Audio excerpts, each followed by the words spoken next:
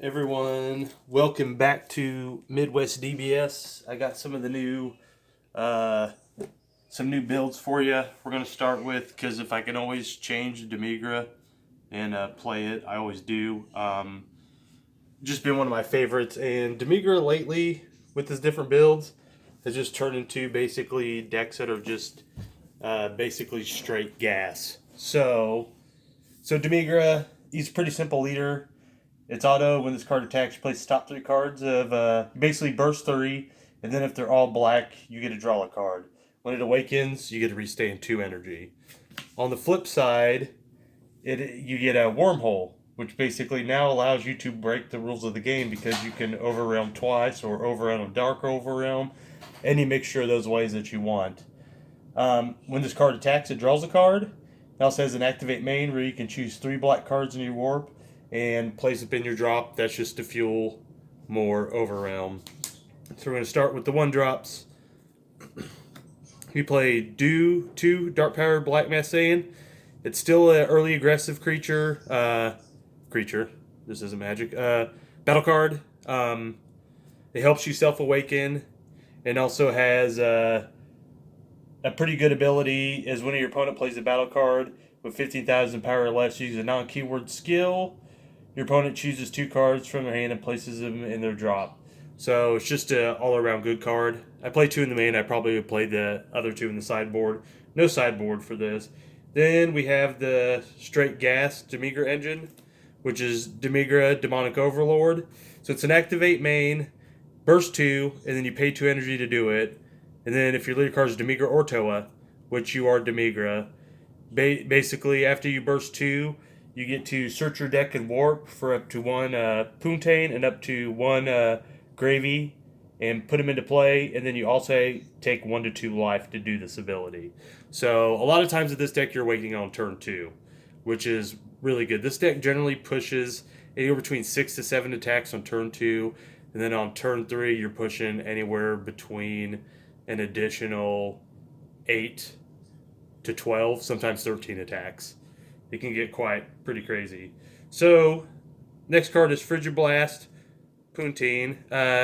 This card basically is in there because what you do, use your Demigra to grab this card. Then this card searches out another one of these. All at the same time that you're taking 2 cards to your hand. And then you're also searching out this, which is your 20k beater. Or if you need to fuel some bigger overrealms, you can search out that, which is a Gravy. So that card basically puts 1 Poontang and 1 Gravy into play. Then it grabs that Demigra, allowing you just to basically rinse and repeat and do it again. Turles, the Unstoppable Ghost Warrior, is next.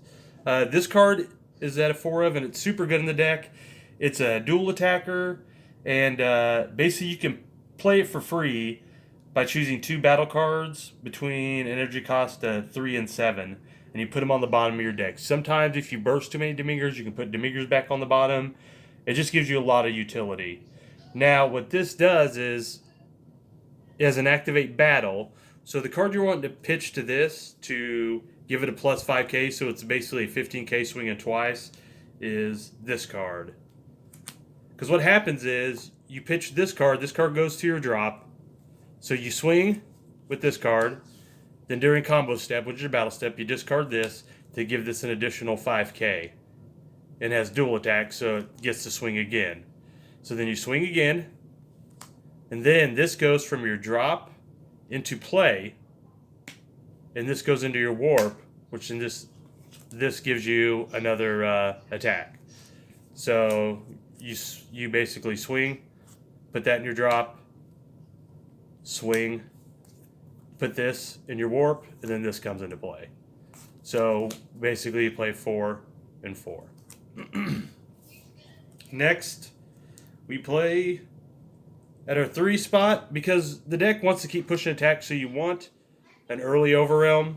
So we chose Type Choice Supreme Kai. Basically, it's overrealm 3. You look at your top 3 cards. You take 1 battle card and put it into your hand. The rest go on the bottom. So if you happen to run into Demigras that you know you're going to search out later, you can put them in your bottom. But generally, this card right here is grabbing your super combos.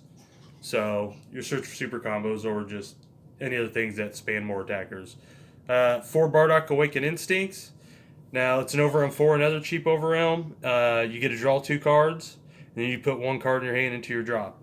So with this card, it swings once, and you're wanting to put this card in your drop. Because after the Bardock swings once, you can put that Bardock straight into your warp before the end of your turn, and bring this out for free, which gives you a 20k crit free attack. You know what I'm saying? This deck just pushes and pushes and pushes. It's literally a storm deck. So the only thing you got to watch out is for Nimbus. We do have answers for Topo, but since you're at 4 life on turn 2, 90% of the games, you play this because you don't need to play the Sparking 5-1 just because you're overwhelming a lot and you're going to be at 4 life. Turn 2, 90% of the games. There'll be a couple where you have to wait till turn 3, but it's not too big of a deal. We play... You could also run some of the Bibbities if you want, since you do run a lot over them, to push for more combo power, but I haven't found it necessary, so I've just been running the Roshi. Next, we have 3-Dimensional Banisher Fu. Now we're starting to get to your bigger overwhelm targets. Dimensional Banisher Fu is just good because basically you pay, it's overwhelm 5, you pay 1 energy, it's a double strike, and you get to warp one of your opponent's cards.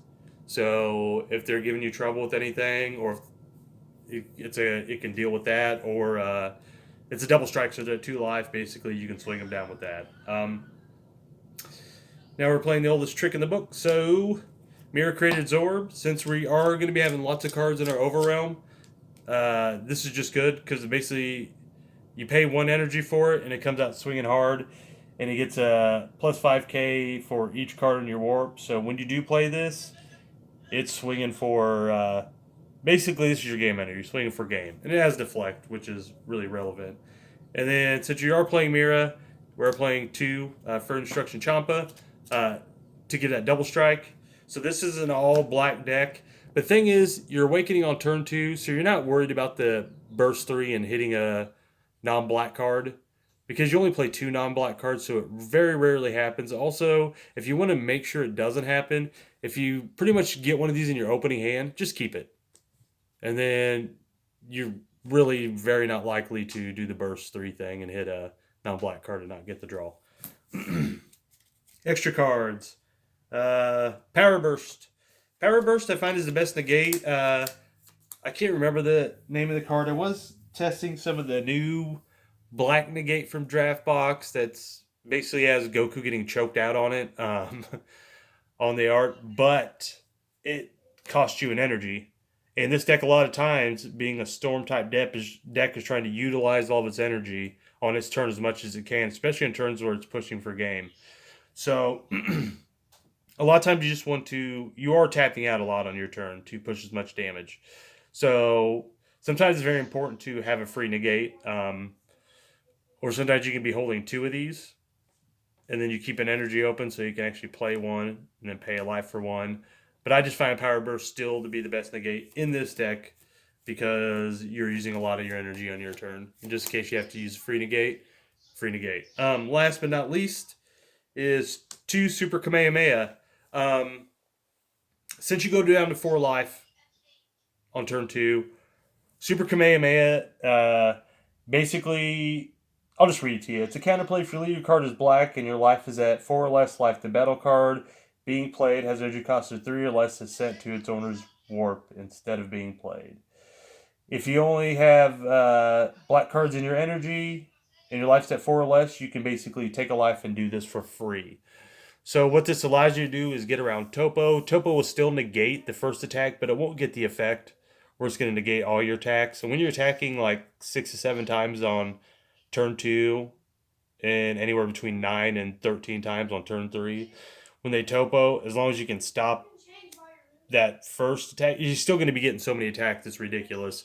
Also, if you're worried about like your Champa the Tricksters, your Vegeta the Cruels, those types, it also deals with those where they won't get their effect. So what you do is you play their battle card, they try to Vegeta the Cruel, you use Super Kamehameha as a counterplay response to Vegeta the Cruel, and it'll just go straight to their warp.